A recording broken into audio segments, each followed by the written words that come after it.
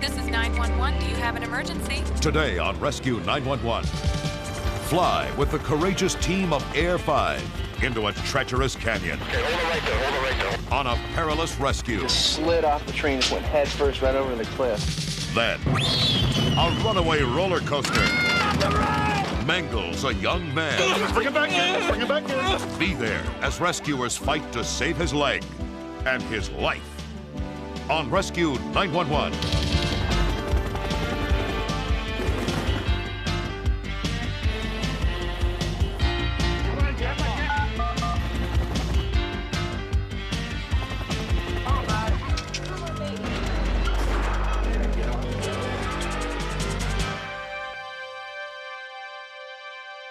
In Los Angeles, not all sheriffs have the job of fighting crime.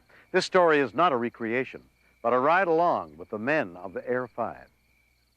Q5 out of Barley with 79s, had a head injury. Affirmative, apparently 263 has a possible broken arm. It looks just like kind of a lightweight cliffhanger. I don't know if he's injured or not. Ray, burn victim, overheated radiator, burned his face. Okay, Davey, whenever you're ready. Takeoff's good.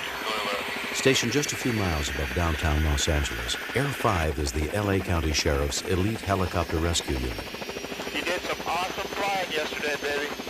Massive rescue helicopters patrol 1,800 square miles of rugged terrain in the steep and rocky San Gabriel Mountains. Normally in law enforcement, you're not thought of as the good guy. But in this line of work, we are. Each year, on an average, we airlift anywhere from 600 to 700 people out of these mountains. Male adult cyclist injury. We got about a 30-second ETA. We just came out of the foothills just above them. Air 5 is on scene. Our primary objective is to get the paramedics to the victim. We try to do it the easiest and quickest way possible. It's a tough job. It's physically demanding. I need a shower now. I need a shower. It may sound corny, it may sound high school, but you affect the difference. Air Rescue Milburn. On July 1st, Crew Chief Mark Milburn gets a relay from 911 about an injured hiker and launches his crew. What do we get? We got a call about noon that a person had a head injury down in Cascade Canyon. The more serious the injuries to the person, the more serious it becomes in our operation. And that's where our training comes in. When we continue.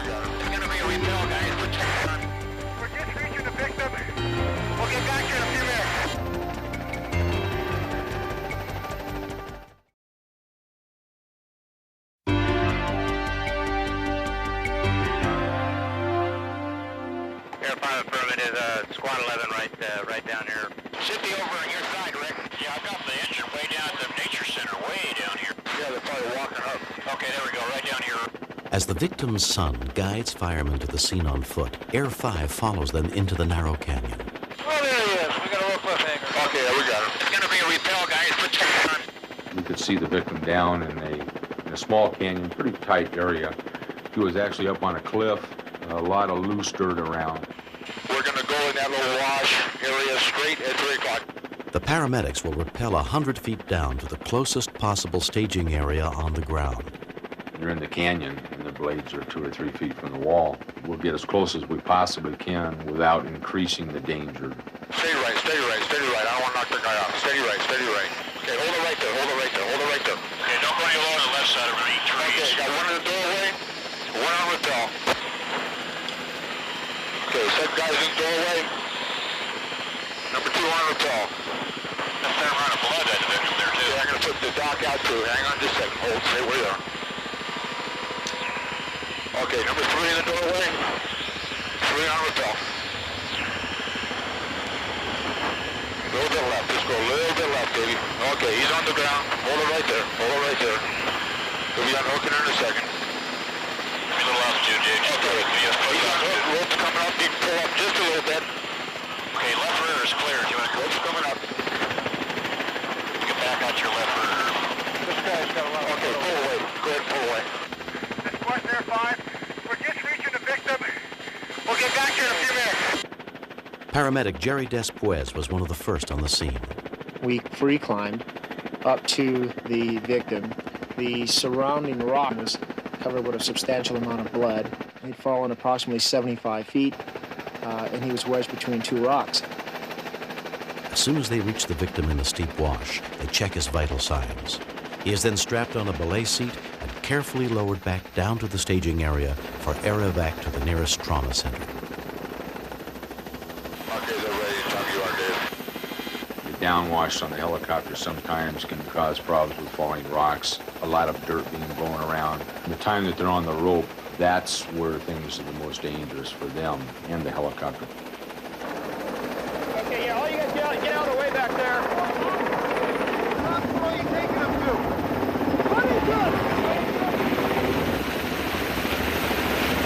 Let's go a little bit left. A little bit left. Give me a little altitude before you come left. Okay, just a little altitude. Left side's good. No problem. Power's good. Hold it right there. Hold it right there. You're good. Hold it right there.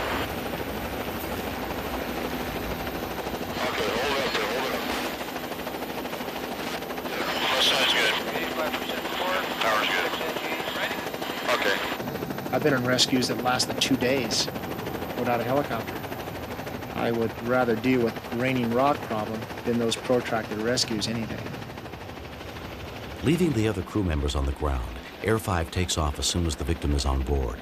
The paramedics are worried by the victim's son's report that their father collapsed before falling over the cliff.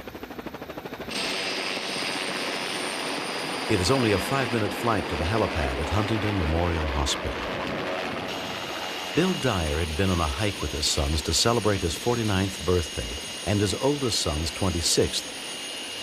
They were spending the day visiting the places that had been special to them when the boys were young.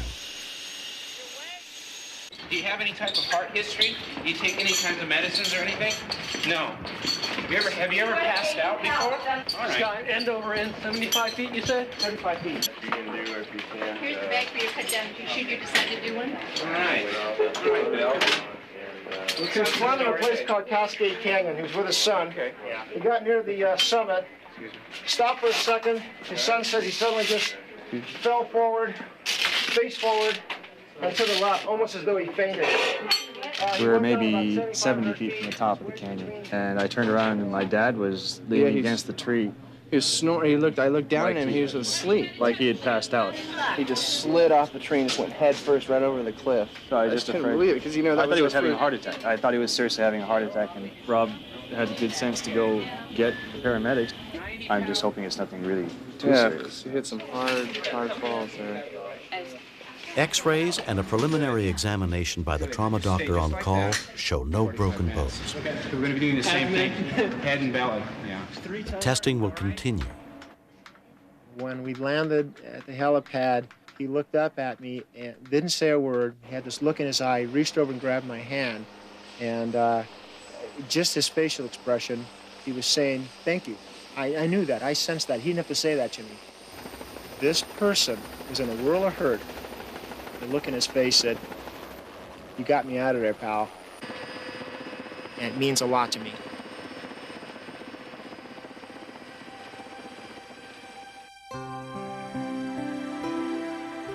After several days of observation and testing, Bill's doctors find nothing seriously wrong with him. His fall was most likely caused by heat exhaustion. He is free to go home with his family. I don't even remember the fall or anything. I was feeling a little lightheaded. The next thing I knew, suddenly here were all these sheriff's department people, and there was the guy with me, watching. He was very much in control, had taken charge, and knew what he was doing, and it would get done. So he put a lot of trust in it. And it's just nice to have.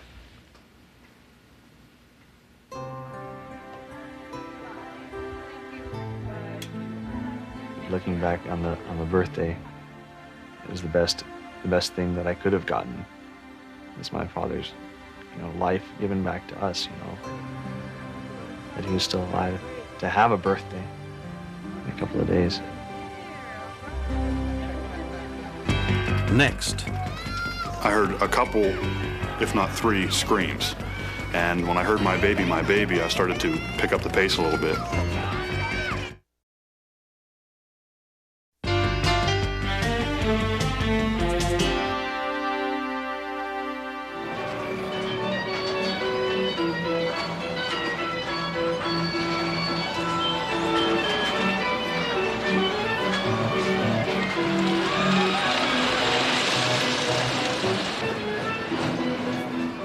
On September 2nd, 1991, parents and children were sharing a final afternoon of fun before the end of the summer season at Lakemont Amusement Park in Altoona, Pennsylvania. Sherry Donnella's daughter, Lindsay, had saved one of her favorite rides for last. We were at the concession stand, and Lindsay asked if she could go on the little roller coaster, and I said, fine. It was the last day of work for 17-year-old Chris Whitfield at his summer job. Go the ride.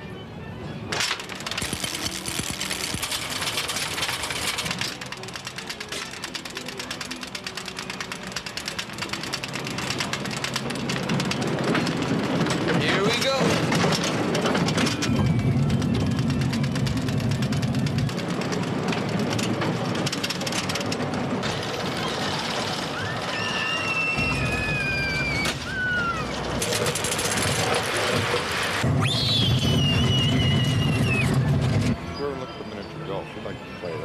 What time?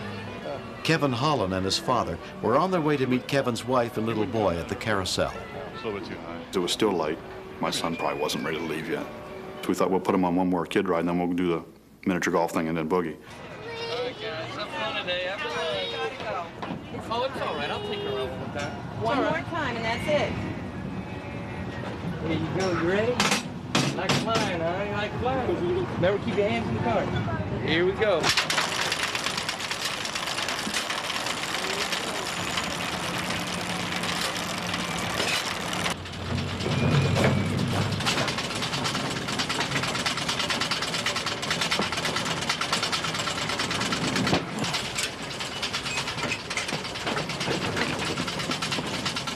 The car stopped right before it would catch hold onto the chain that would take it up. He must have tugged maybe 5, 6, 7 times on the car itself.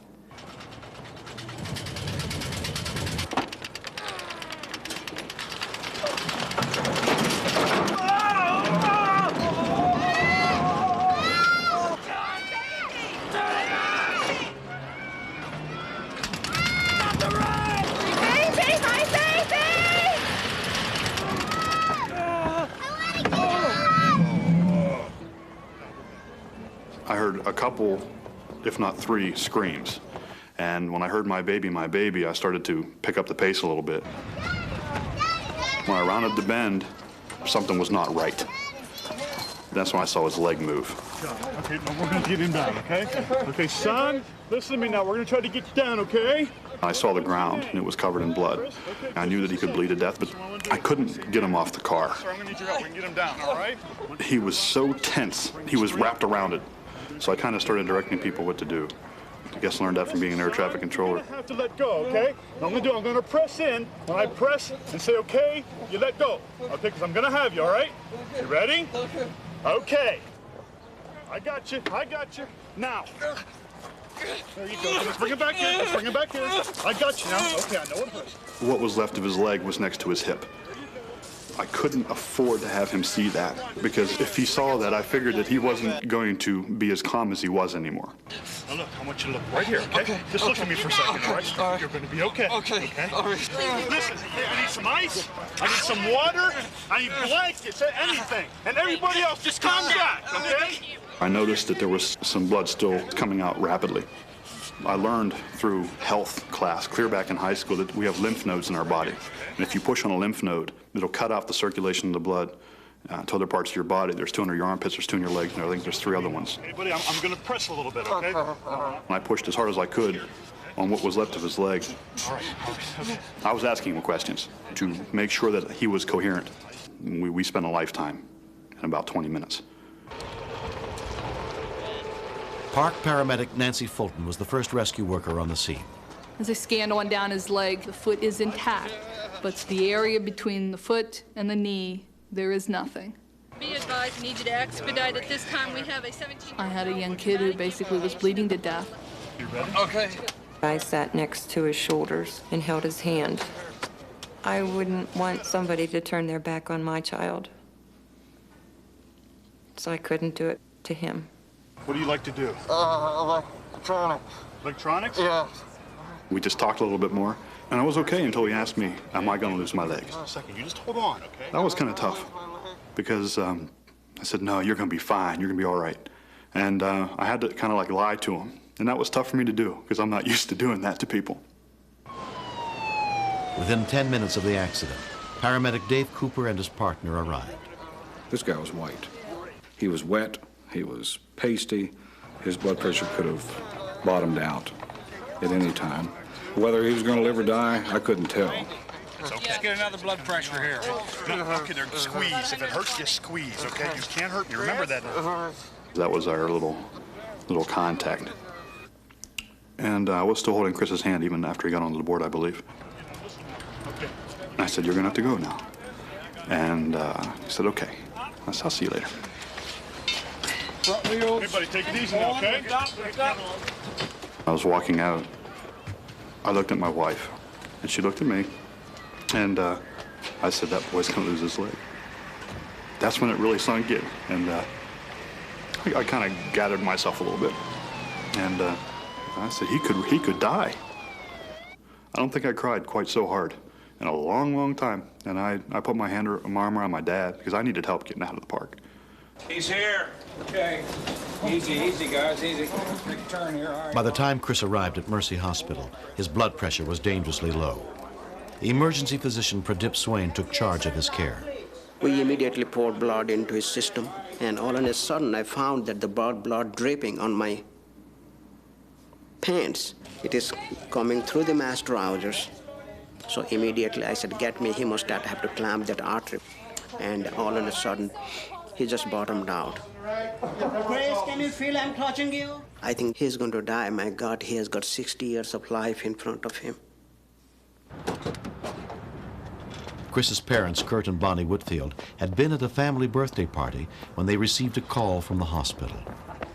I knew whatever the activity was going on was serious. I saw his one sneaker on the floor. He was covered up. And he just said he had a bad injury to his leg. The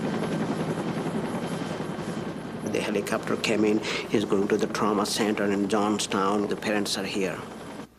Probably they'll never see him again. I said, take only 1 second. Hold the hand, give him a hug, give him a kiss. I'm not real religious, but I believe in God. I asked him, he's 17. Give him a chance.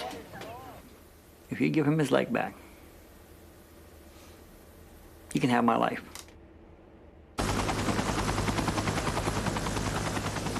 Chris was transported to the trauma unit of Kanima Valley Memorial Hospital, 40 miles away. But there was nothing doctors there could do to save his leg. I had a tough time. I know whenever he was born, when all the kids were born, any mother counts the baby's toes, counts the baby's fingers. But I would rather deal with whatever we have to deal with, with this like being amputated, than to have been making funeral arrangements. I wanted to see Chris really bad, but it took 2.5 to 3 days to find out what had happened. It was kind of a mix of emotions a little bit. I wasn't sure if I really belonged. I wasn't family, but I wanted to know things. Now, there's nobody else in the hallway but me and Chris. So I walked over to him. I looked at him. I said, you don't remember me, do you? And he started to cry. He looked at me and he said, you saved my life, didn't you? And it was kind of like that was the recognition thing, and he squeezed my hand. And I said, no, I was just there. Nice and slow. That's it. The doctors and the paramedics did a great job, but I wouldn't have made it that far if it wasn't for Kevin. I think if you're doing like 20 here, you could increase the weight a little. 8 months later, Chris is adjusting to the use of an artificial limb. I had met a guy who has a prosthesis. He had told me to wear a prosthesis is no different than wearing a pair of glasses. I'd still do the things I used to. An investigation conducted by state and federal agencies determined the Lakemont Park kiddie coaster to be safe. I'll get up and dance at my prom. I've danced with my girlfriend before since my accident. Looks funny, but she doesn't feel different towards me. I'm still me. Pick it. Ready? If this was the only way to be his friend, I'd rather not know him. But it allowed us the opportunity to become friends. And what we went through is what has bonded us. No one knows at what moment you step onto somebody's life like this. To see a mangled foot and to put pressure on that, that takes a hell of a courage to do that. They are the greatest heroes than sending someone to space, you know.